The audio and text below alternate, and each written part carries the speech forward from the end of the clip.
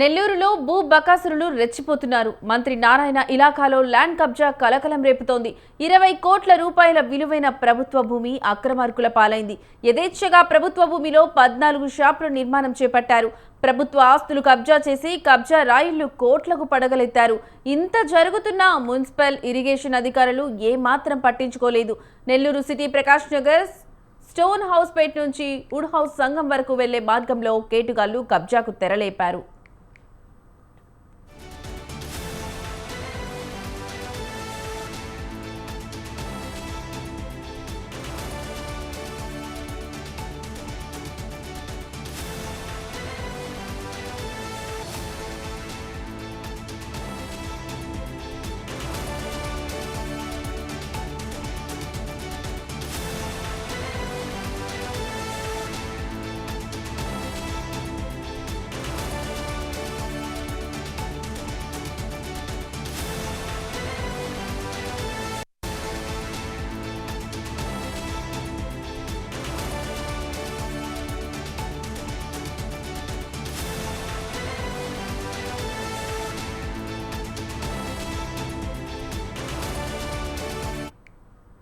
నెల్లూరులో భూ బకాసురులు రెచ్చిపోతున్నారు. మంత్రి నారాయణ ఇలాకాలో ల్యాండ్ కబ్జా కలకలం రేపుతోంది.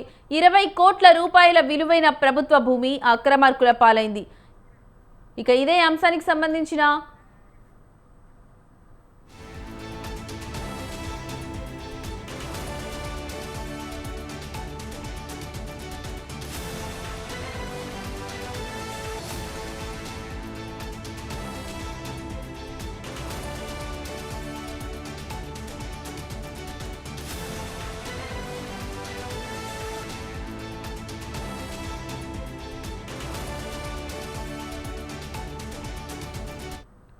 నెల్లూరులో భూ బకాసురులు రెచ్చిపోతున్నారు. మంత్రి నారాయణ ఇలాకాలో ల్యాండ్ కబ్జా కలకలం రేపుతోంది.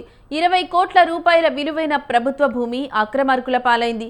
యథేచ్ఛగా ప్రభుత్వ భూమిలో 14 షాపుల నిర్మాణం చేపట్టారు. ప్రభుత్వ ఆస్తులు కబ్జా చేసి కబ్జా రాయిళ్లు కోట్లకు పడగలెత్తారు. ఇంత జరుగుతున్న మున్సిపల్ ఇరిగేషన్ అధికారులు ఏమాత్రం పట్టించుకోలేదు. Nellore city Prakash Nagar stone house Peta నుంచి వుడ్ హౌస్ సంఘంకు వెళ్లే మార్గంలో కేటుగాళ్లు కబ్జాకు తెరలేపారు. ఇక ఇదే అంశానికి సంబంధించిన మరింత సమాచారం మా కరెస్పాండెంట్ మల్లికార్జున్ ఫోన్ ద్వారా అందిస్తారు. మల్లికార్జున, చెప్పండి, ఈ కబ్జాలకు సంబంధించి మీ దగ్గర ఉన్న లేటెస్ట్ అప్డేట్స్ ఏంటి?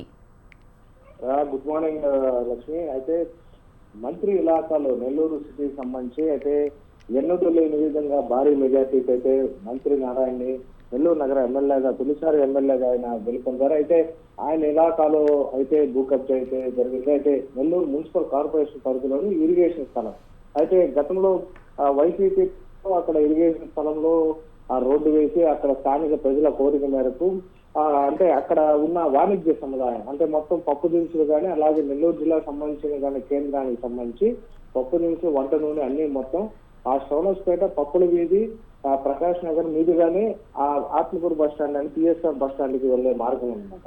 ఇది ప్రధానమైన స్టోనస్పేట ఎప్పుడైనా ట్రాఫిక్ రద్దీ అయితే ఈ ప్రకాష్ నగర్ వుడ్ హౌస్ సంఘం మీదుగా వెళ్లేందుకు మార్గాన్ని సుగమనం చేసేందుకు గతంలో ఉన్న మంత్రిగా పనిచేసిన అనిల్ కుమార్ యాదవ్ అయితే అక్కడ రోడ్డు అనేది వేయించారు.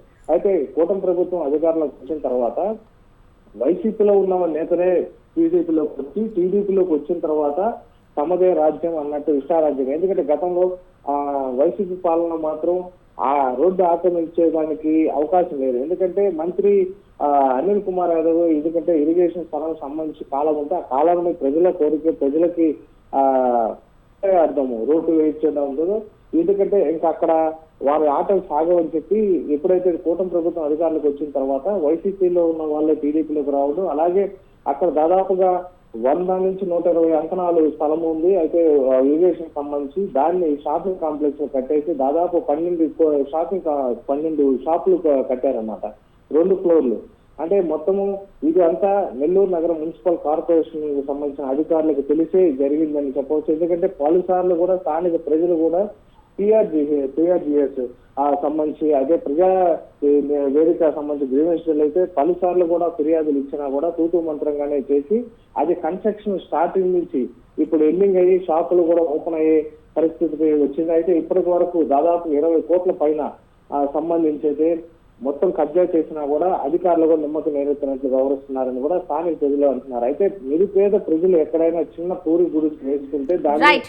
ధ్వంసం చేసేందుకు అధికారులకు చేతులు వస్తాయి. కానీ ఇక్కడ నెల్లూరు సిటీలో మంత్రి ఇలాకాలో ఇప్పుడు వాణిజ్య సముదాయానికి ఎప్పుడు నిరంతరం రద్దీగా ఉన్న ప్రదేశంలో ఇంకా కబ్జా చేస్తున్నా కూడా అధికారులు కానీ అలాగ పాలకులు కానీ పట్టించుకోవట్లేదని స్థానిక ప్రజలు కూడా కోరుతున్నారు. అయితే దీని మీద కూటమి ప్రభుత్వం వచ్చినప్పటి నుంచి ఇష్టారాజ్యంగా ఉందని కూడా ప్రజలు కూడా పెద విరుస్తున్నారు. Lakshmi. Right Mallikarjuna, thank you for the updates.